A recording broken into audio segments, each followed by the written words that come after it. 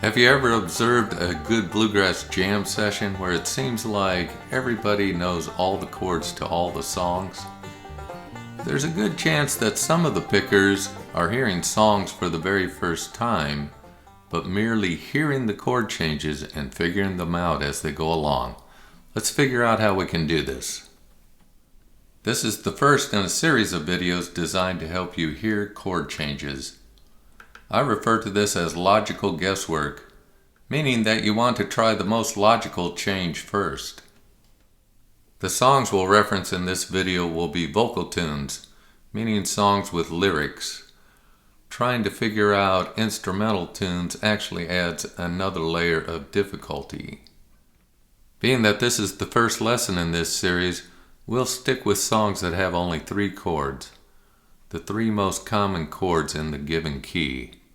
And there are literally thousands of songs that use only 3 chords. Take a look at the chords to these 3 songs and see if you don't discover a pattern.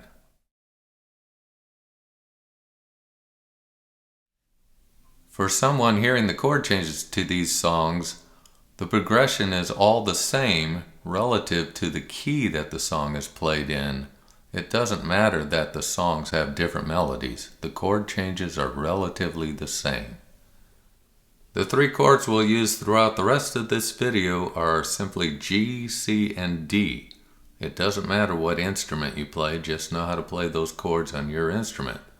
They will sound in a different register. If we're playing guitar, they have a low sound. Playing the mandolin will have a higher sound, but they're still in tune to one another. The next thing is I'll be referring to these chords as numbers 1, 4, and 5. This is used in traditional music theory, and that way we can transfer the chords to any key. Roman numerals are used in traditional music theory, and I use them here. You figure out the 1, 4, and 5 by simply counting up the notes in the scale. So we're in the key of G, G, A, B, C, and D. 1, 2, 3, 4, 5. G, C, D. This chart shows the 1, 4, and 5 chords for the keys of the 3 songs we just saw. Writing out the chart in this manner, we can see that all 3 songs use the same progression.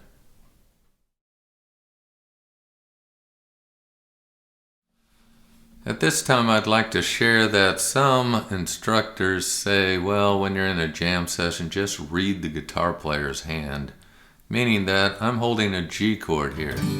Some players play it like this, some play it like this, but you kind of recognize that that's their G chord. Then they change chords, and okay, well, there's a C chord. I am not a big fan of this method, and the reason being, if you're sitting across the room and you know there's a chord change, you look up, the guitar player's changing to C, guess what? You haven't changed to C yet, so you're always kind of a little bit late to the process.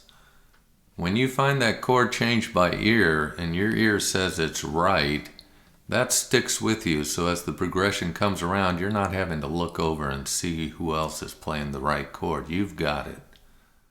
Another thing I encourage everyone to do is to be willing to learn from your mistakes. We're only dealing with 3 chords, so if we're going along and we're on our 1 chord and we hear a chord change, it's either going to this chord or this chord. So we guess this one, we guess 4, and it doesn't sound right. Well, we quickly jump over here to the 5. And because of that little jolt saying, well, that wasn't right, you're going to remember it. So the next time the progression comes around, you'll go straight to that 5 chord. In concluding the idea of being willing to use your ears rather than your eyes, realize that if your eyes are looking across the room, some of your energy is going across the room and your ears aren't engaged. So to learn to play by ear, you got to use your ears. Through observation, you'll notice that most of the types of songs that we're going to play will be in multiples of 4 measures. And what I mean by that, take a look at Cripple Creek. it's only 4 measures. Most fiddle tunes have 8 measure sections. Here's Boil 'em Cabbage down. You get to a 12-bar blues and guess what? It's a multiple of 4. 3 times 4, 12 measures.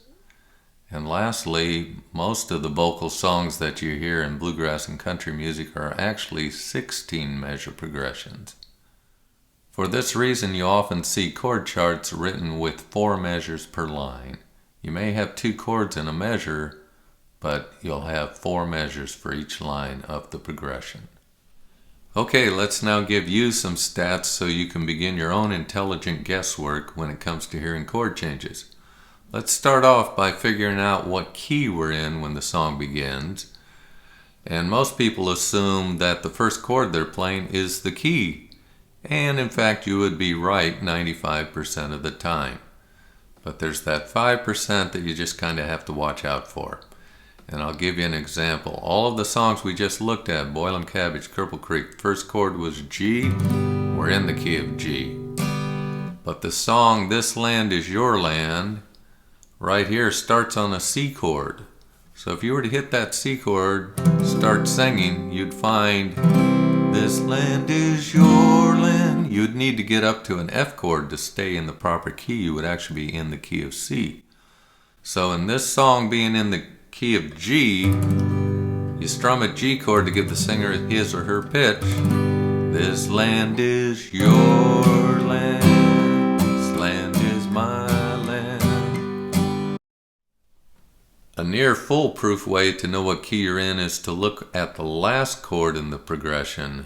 99% of the time, the final chord is your key. Our next stat has to do with hearing the first chord change of the progression after you get started. So I'm doing a song like Bury Me Beneath the Willow. Bury me beneath.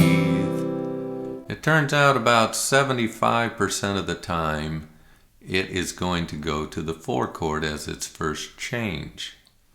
So that's pretty good odds in getting the chord change right. If you're hearing another song and we're going along, goodbye Joe, me gotta go, me oh my oh. That takes us back to realizing we didn't hit the right chord, so we go to the other chord. There's that 25% of the time that maybe it goes to a 5 chord as the first change. Notice I said going back to the 1. It doesn't matter whether you go to a 4 chord or a 5 chord as your first change, your next change, 90% of the time is going to be getting back to the 1. That was the case with Bury Me Beneath the Willow. After it went to the 4 chord, came back to the 1. And Roll in My Sweet Baby's Arms, the first change was the 5 chord, the D.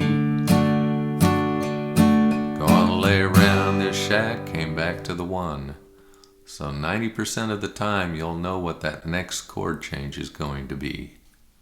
So at this point, let's practice having you hear some changes. My left hand is going to get blanked out once we start going. I'm going to put on my lick protectors.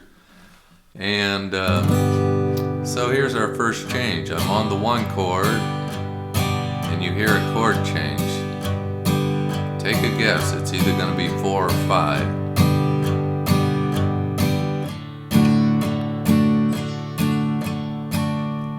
Did you guess right? I went to a 5 chord. Okay, this time I'm starting on the 4 chord.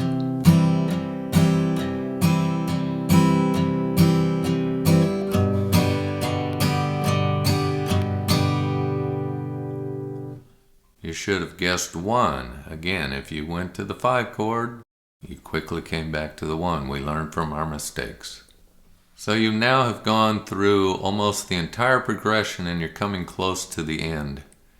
Here's where you can hang your hat on the fact that more than 95% of the time the final change will be a 5 to a 1.